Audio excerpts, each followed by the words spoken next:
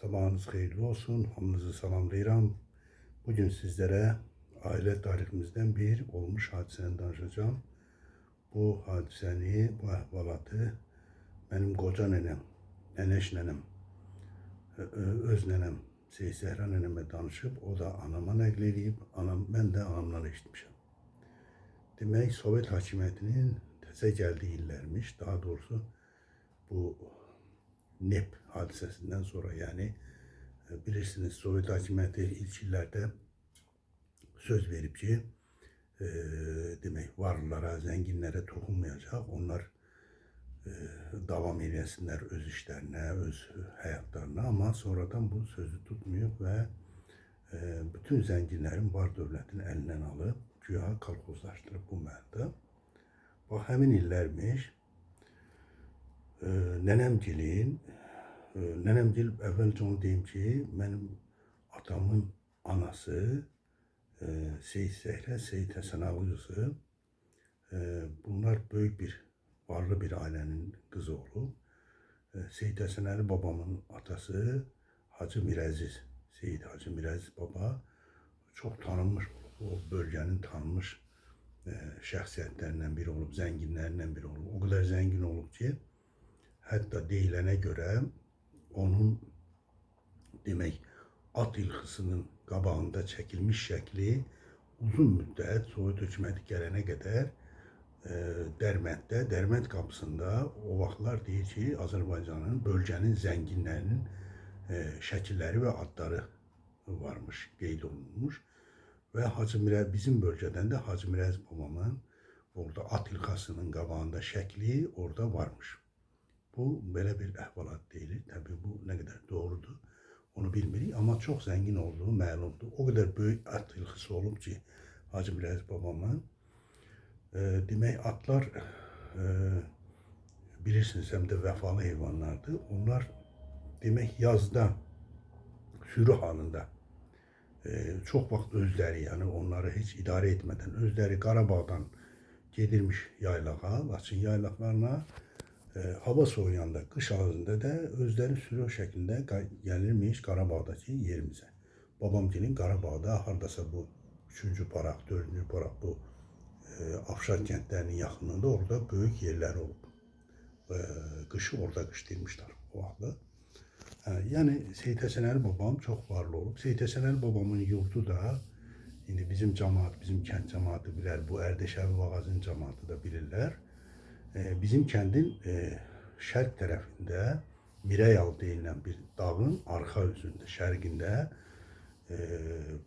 Ərdəşəvi, Təzəkənd, Vağazın kəndləri ilə üzbəüz Seyidin binəsi deyirlər. Seyid Həsən Əlinin yurdu, Seyidin binəsi müxtəlif adlarla adlanırdı. Ora onların yurdu olub. O ailə bütün qohum-əqraba ilə deyirdi, orada yaşayıblar və dediyim kimi heyvandarlıqla məşğul olublar. Mənim nənəm Seyid Zehrə da Seyid Həsən Əlinin qızıydı. Seyid Həsən Əlinin həyat yoldaşı Daşlı kəndindən, Daşlı kəndində indi də eşitdiyimə görə o nəslin nümayəndələri çox nüfuzlu şəxslərdir. Qələndərlər nəsli. Məşədi Qələndər olub Daşlı kəndində, samballı kişilərdən biri olub. Mənim nənəm onun bacısı olub. O nəsildən, Qələndərlər nəslindən. Nənəş nənəm Seyid Həsən Əlinin həyat yoldaşı. Mənim nənəm Seyid Zəhranın da anası.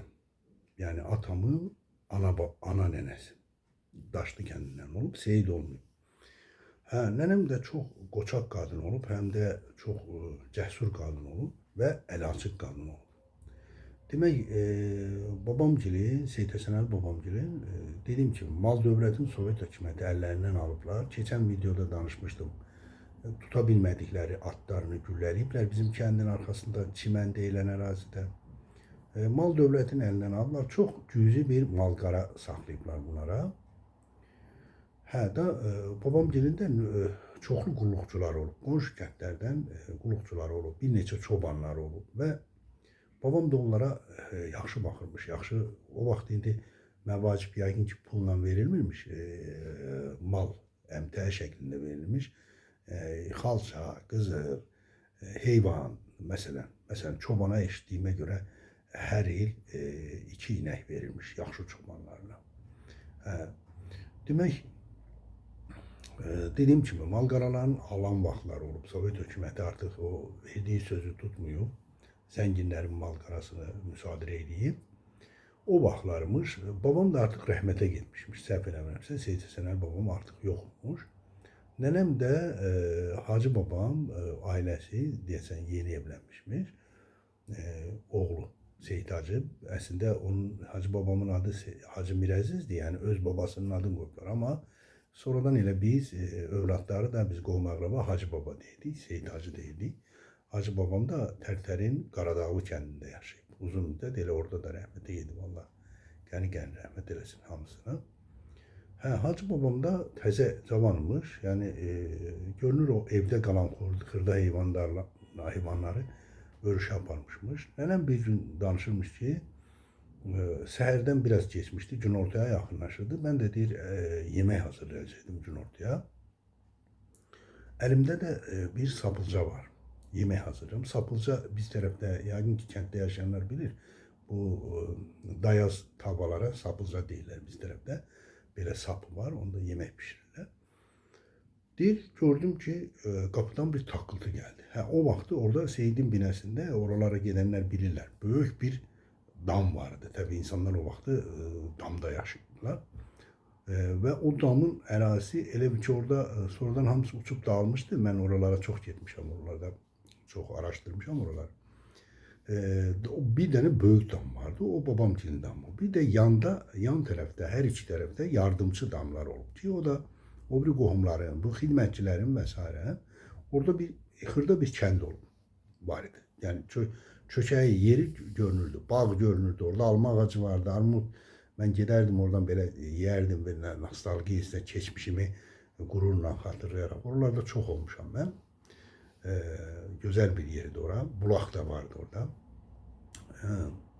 Demək, nənəm o dediyim kimi böyük damda olmuşdu. Damın da önündə, damın elə bil ki, qabağı, yan tərəfləri bağlı, önü açıq damın girəcəyi olmuş. Ora dəhlizi deymişdi. Görür ki, dəhlizdən səs gəlir. Taqqıltı gəlir. Amma heç itləri də olan çox it sürüsü olub. Amma görür ki, it səs eləmədi. Amma tam taqqıltı gəlir. Əlində sapılca ilə bayıra çıxıb ki, demək bir nəfər, 5-6 nəfərdilər bunlar qulluqçuları. Dünənə qədər, bir neçə gün bundan əvvələ qədər babamgilin qulluqçusu olan bu adamlar, qonşu kəndlərdən qulluqçular, biri əlində balta, dəhlizin dirəyini kəsir. Böyle o yoğun dirəyi baltalayır. Bu birilər də durub baxır, dedim, bala filan kəs tanıyır da, öz qulluqçularıdır. Dünənə qədər bu ocaqda çörək yeyiblər, övladlarını böyüdüblər, bəlkə hələ bəziləri var, bəlkə nəvələrini də böyüdüblər burada. Filan kəs nə iş görürsən, deyir, qayıtdı ki, o baltayla vuranı biraz aktiv olanı, siz qol çomaqsınız, bizim fəhlə sinfinə, kəndçi sinfinə istismar edirsiniz, biz sizinlə mübarizə aparacağıq, belə sizi məhv edəcəyik filan, deyir, nənəm əlindəki sapılcanın arxasıyla elə oradaca onun kəlləsinə birini ilişdirir. İlişdirdim deyirmiş ki, ilişdirdim. Bu tirtap oldu, yıkıldı. Yıkıldı yerə.